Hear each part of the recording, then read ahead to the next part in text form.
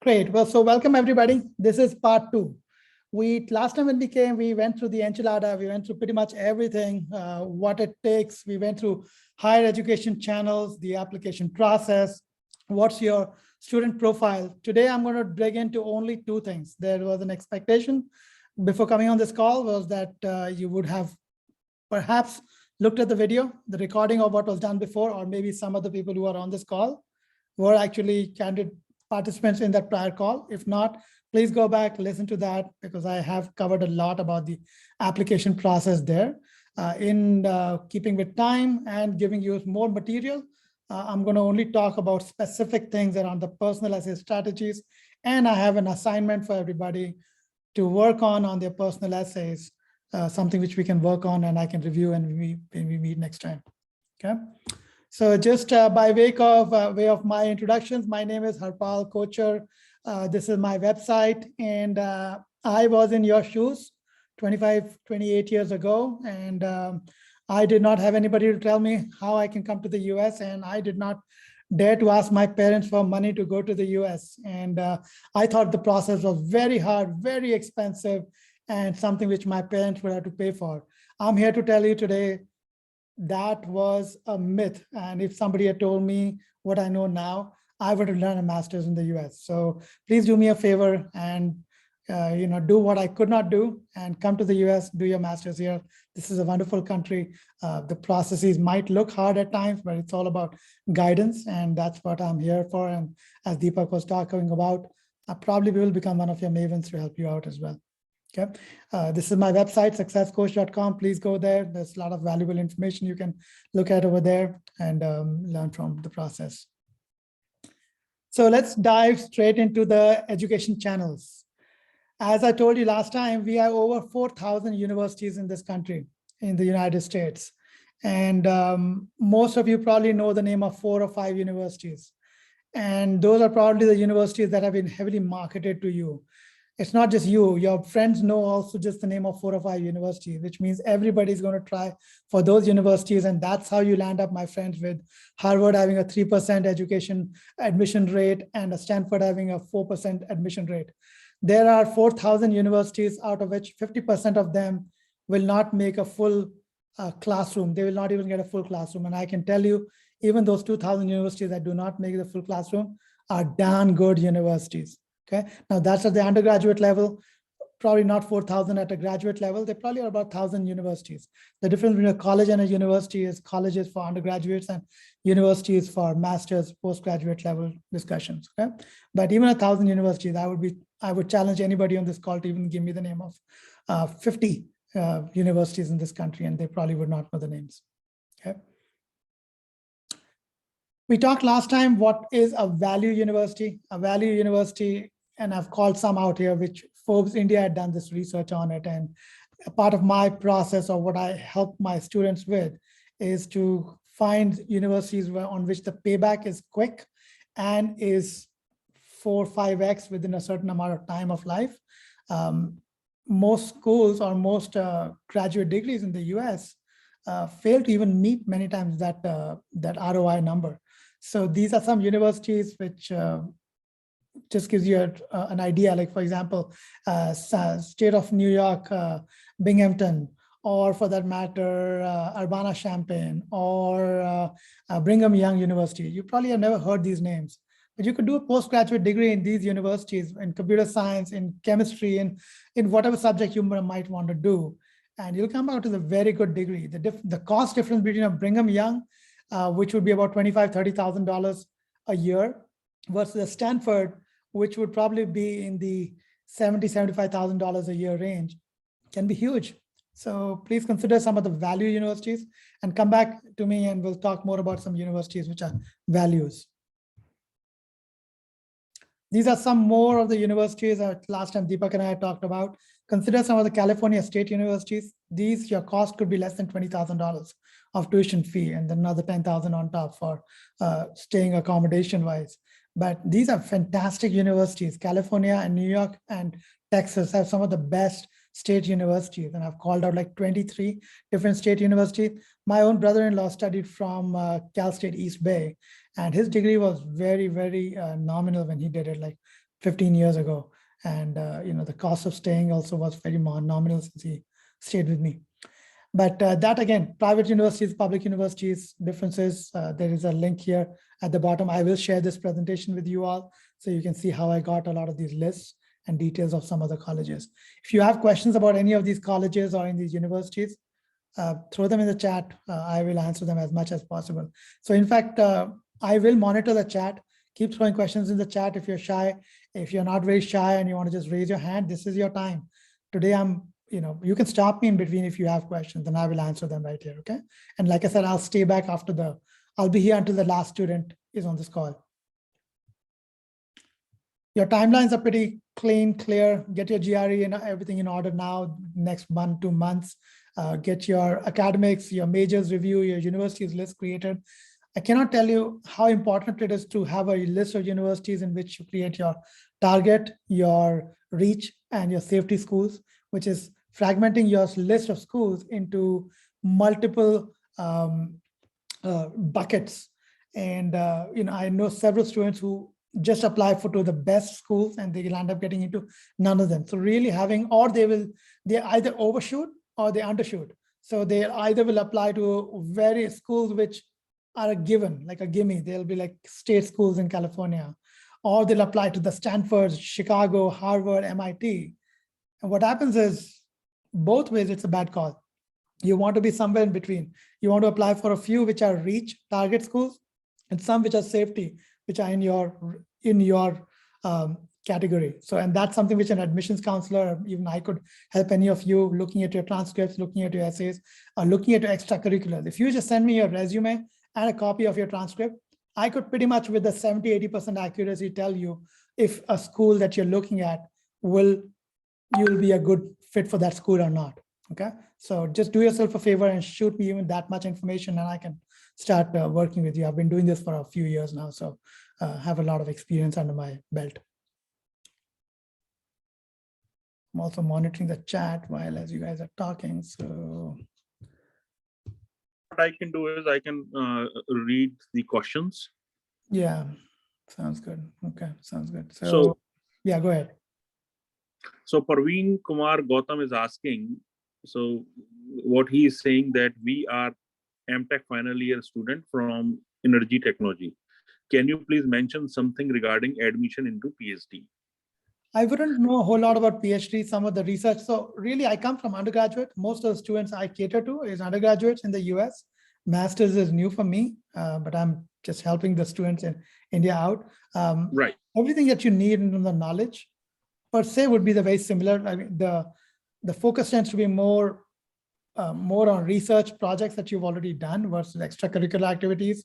I'll cover some of that as I go into this. Praveen, yeah. Let me add a little bit here. So Praveen, you have seen my email, nitalumnus@gmail.com. Okay. Contact me and I have a classroom on biofuel. Okay. And there are research institute, Joint Bioenergy Institute, which is part of Berkeley National Lab, Berkeley University. So I can point out, so that content is that in the classroom. So if you are considering energy technology related stuff, again, it's a bigger topic. We have some content and we can provide you access to those classrooms and you can go and check them out. I can add you into the classroom, but everything is going to be self-study, right? And okay. Deepak. The next question is GRE mandatory for 2023, as many colleges have canceled GRE requirement. Ayushi, what's happened is I tell you from the SAT, ACT experience that I'm going through, every school that has made it optional plans to keep that process optional. I have not heard of schools who had made the external testing optional going back to mandatory. Simply, it's a question of business. Schools want more people to apply because that reduces their acceptance rates, or they get to show that they are more popular. So the trend reversing, I don't see it happening, but again, keep your eye out and work on it on one by one basis. Smriti asked a question, want to confirm pursuing PhD in PhD right program? No, you're fine. We can answer a lot of questions around PhD as well, Smriti, over here. Okay. Okay, I'm going to keep going. When you put your list of colleges together for me, guys, make it a point to look at a lot of details. Do not just make financials the most important factor of coming to a college. There is 12 dimensions, as I've called out over here, in applying for a college. At undergraduate level, a student spends less than 10 hours in class every week, which means 160 hours are spent on the campus.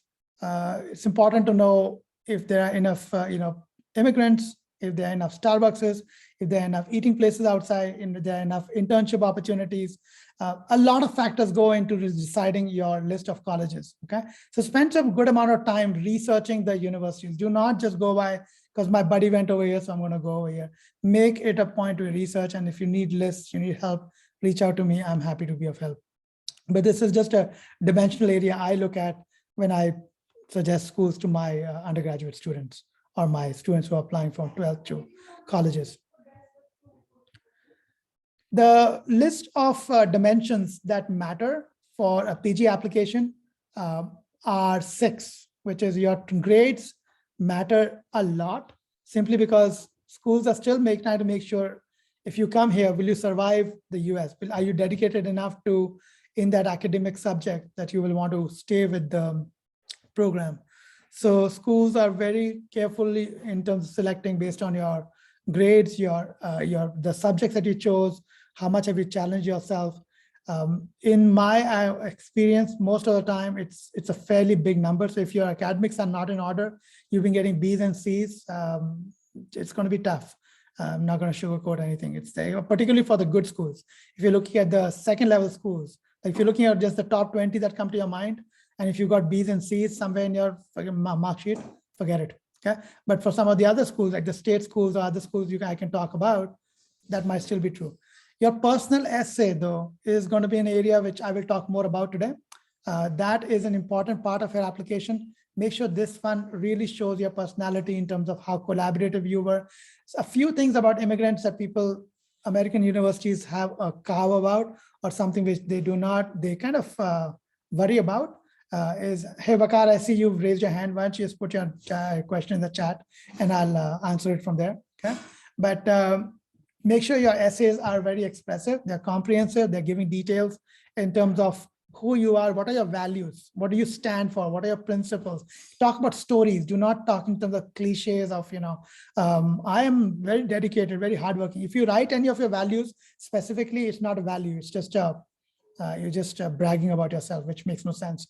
Okay, so try to come up with stories. We'll talk about how you write them. In my prior video, I talked about the STAR format: situation, task, action, results, and learning. STAR with an L. So give the situation, the task which was at hand, the action you or your team took, you promoted, you propagated, or what you did, and the results that came out of it. And then finally, your inference, your learning out of it. That's what people need to know to understand your values, okay? Your extracurricular activities matter, what kind of clubs you've managed, worked with, what entrepreneurial work did you do in the school. Recommendation letters, there's a whole format around it. Just to how do you convince, how do you coach your recommenders to write certain stories, certain traits about you, so it's not just doesn't come across as a general letter. So now within the last 18 minutes, I am going to talk about the personal essay statements. I'm going to go into the strategies for personal essays. Last time when I came and I talked to you, I talked about these 10 opening lines from Stanford admission essays. This is how a personal essay for a Stanford University has been written in the past. For example, I have old hands, okay? I was paralyzed waist down. You can see that when I read the first line, I can clearly see in this essay, this dude is up to, or this person is going to write something, a story about his life, something which is going to tell me about a certain value. Okay, look at the last one. I have never seen anyone get so excited about mitochondria. Okay, clearly this person is going down a rat hole or a memory lane to talk about something about biology, about cells, dynamics that he learned about, or he saw somebody, he got intrigued by. Those show values of curiosity, intellectual thinking, growth mindsets, hustler thinking, a lot of those values, which is what schools want to see. They already know that you have an A or a B in your particular grade. They can see that in your transcripts. They already know that you are a part of some particular, club, because they can see that in your, somewhere in your recommendations. Your personal essay is a place for you to really help them understand who you are, what values do you bring to the table, okay? And as I talked last time, the values, I'll read Vakar's question while read up these values, please, and start thinking in your mind. If you were to write an essay for me about values, about something about yourself, what we call as a personal essay, could you talk to any of these values about yourself through a story mechanism, okay? Vakar question is, he's an MTech in transport engineering. Toughest and most common questions asked in a PhD. Deepak, I think you should be taking this question as well, which is, he's an MTech student applying for foreign university. What are the toughest and most common questions in PhD interviews? So I don't know much about the PhD side of things. I would leave it to the alumni to come back to you on the PhD components. Right. So what I can do is, I know great PhDs who have done PhD in US. I think in US, what I can do is I can ask this question from them. It's like, what were the toughest and most common questions asked in a PhD interview? Because those are the people, because I have not done PhD in US, so I may not have much idea about this, but I know people who have done PhD. So Vakar, do me a favor, you know my email address, nitalumnus@gmail.com, and send your queries to this email address. And what I will do is I will try to bring, somebody who has done PhD in US in a session, and we'll basically bring all the students, we'll advertise, and we'll basically work with Amit Kaul, Dr. Amit Kaul, and we'll try to conduct an event just like this, right, focused on this particular topic. The important thing to understand, Vakar, is that you're asking the wrong question, though, by the way. So this is a typical process. We're trying to hack the interview, okay? Imagine as if you met the admissions officer over a coffee at a Starbucks, okay? And now they're not going to ask you questions about your dissertation. They're not going to ask you questions about a particular project. They want to know who you are as a person. Are you pleasant enough to want to work with? Are your communication skills immaculate? Are you having enough EQ, which is emotional quotient, to grasp the vibe I'm bringing to the questioning, okay? It's literally, I joke sometimes with my students, it's like going on a date, a blind date. When you go in your first meeting, you're not flexing, you're trying to get to know the other person, where are they from, and the goal of that meeting is to get the next meeting. If the admissions officer, and I say this from experience, having sent enough of my students at the undergraduate level for interviews with the admissions officers, they are not there to ask you questions which are technical or academic in nature. They're not there to even flip you over. They are trying to just gauge you as a person. They're, in fact, a most important part of that question is, do you have any questions for me? Tell me how interested are you in this college? They literally will ask you this question saying, what kind of research have you done about our college that intrigued you? Why do you want to come to our college or to our university? And if you will not be able to give that answer well, you can come up with the best understanding of giving the best spot on answers. But if you don't have enough, if your answer is my buddies come over here, that's why I'm coming over here, it's a dead giveaway that you've not done your homework. So just focus on, common thinking around it, and you'll be fine. Okay. We will now quickly go into the personal student statements, what it means to write a personal statement. This is literally when I work with my students, when I want to put a personal statement, and I'm kind of focusing on personal statement because that is much harder than saying why Harvard, why MIT. You can figure out good answers for those things. It's the personal statement, it's the values which US universities are looking for you to give pretty good answers. And the reason is they are hell-bent or gung-ho about collaboration. They are trying to hire students who are going to go on to become alumni, who are going to give money back to the school. You become alumni of that value when you reach certain echelons in executive levels.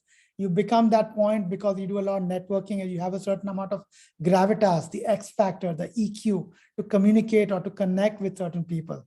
They already know in some ways from looking at your transcript and from where you come from, which is from India.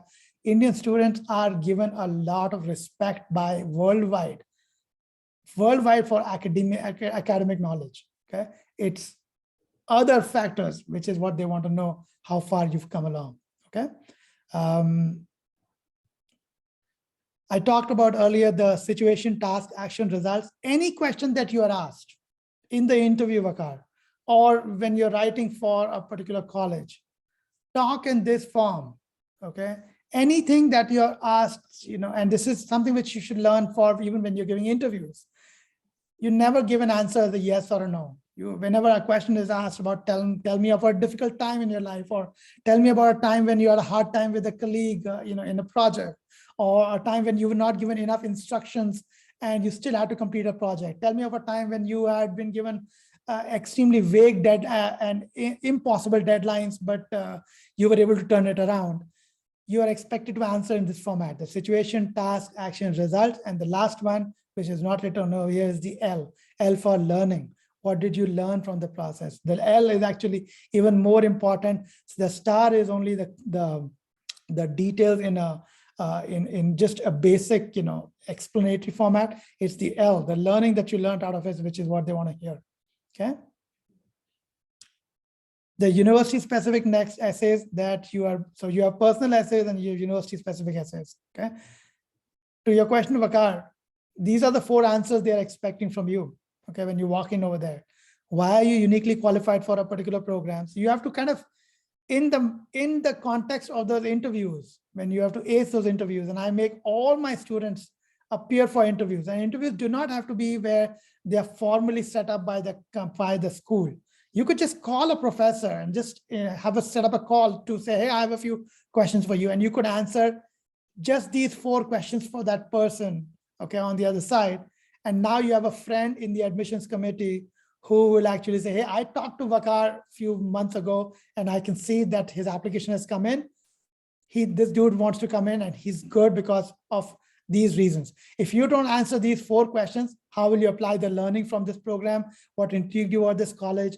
How will you enhance the experiences? If you don't give these answers, you've left a kink in your armor and they will exploit that. Some other students will give better answers than you and they'll get in. So these are some of the workshops I tend to do with a lot of my students, breaking down the college list into stretch, target, safety schools, prioritizing what's called as the early action, early decision, regular decision strategies, interview preparation on the lines of what we just talked about, writing persuasive and impactful essays. We just talked about how to write personal essays in the STAR format, showing certain values, okay? And then just doing an entire application review, looking at your extracurriculars that you've called out, looking at everything you've talked about, your personality that you've called out in the essays. We can review all of those for you, okay? This Google Classroom has been provided to you. Deepak's already given this information of the link to the classroom. I can put this link in this assignment here. So in case some of you want to just join this classroom and have not joined our classroom, I am putting this in the chat so everybody can see it. Oh, where's everyone gone? Everyone in the meeting. Because if you click on this link, you should be able to get into Google Classroom, okay? And a bunch of important things written up over there for you to look at. I will spend the next 8 minutes going over the assignment. Next time when we come for this workshop, please make sure you've done this assignment, okay? This assignment I can critique if you can send it to me in advance, it's ideal. And I can send you some of my feedback on it. But this is how you will start writing your personal essay. I need you to think about, these are like 6 questions here, okay? a time when you overcame an adversity, fear of failure. You can talk about something academic. You can talk about maybe you were learning something to, you drowned and then you learned how to swim, or you had an accident, but then you came back and started going on the motorbike again, something. Okay. What is an experience in life that and how it has changed you? If you look at these 6 questions, a life-changing childhood incident, a story from your family life or travels that have shaped you, a time you deviated from social norms, okay, and what that meant to you. All this is telling me about your values. It tells me who you are as a person, and that's what we want to elaborate upon. So try to write some of this, down, and per question, no more than 3-4 lines. Don't focus on the English or the quality of what you're writing. Focus on the meat of what you want to write about. Use the STAR format, STAR and the L, the situation, task, action, results, and the learning, and give some answers. And very soon I could put together or help you put together a personal essay based on that. And, you would have saved hundreds of hours of, just staring at a screen. And as I said earlier, think as if you're meeting somebody you knew over a coffee and they asked you this question, and just write verbatim as you speak. Don't sugarcoat it. Don't try to make it too formal. A big problem we do is when we write our answers, we tend to make it very focused, very formal. We focus too much on the English and the verbiage that we're using. I just focus on the story. Give me a STAR format, a story with an L. I can work with everything after that. Okay. Building on the same thing, if you've given me good answers for the first one, you can pick up something else, something you realized about yourself in the last few years. This basically goes to applies to in the last few years at NITH. What have you learned? What has inspired you? What makes you angry? It's good. You should give good answers to these questions. What makes you unique from everybody else? Have you ever faced a problem that you overcame through your own ingenuity? Okay, this shows intellectual curiosity, it shows entrepreneurship, it shows values. Okay, what has been a difficult time in your life? Talk about those things and we can connect them all together. Okay, these are some ways you can reach me. Here's my email address, and I'm going to put this these details, all of them in the chat as well. So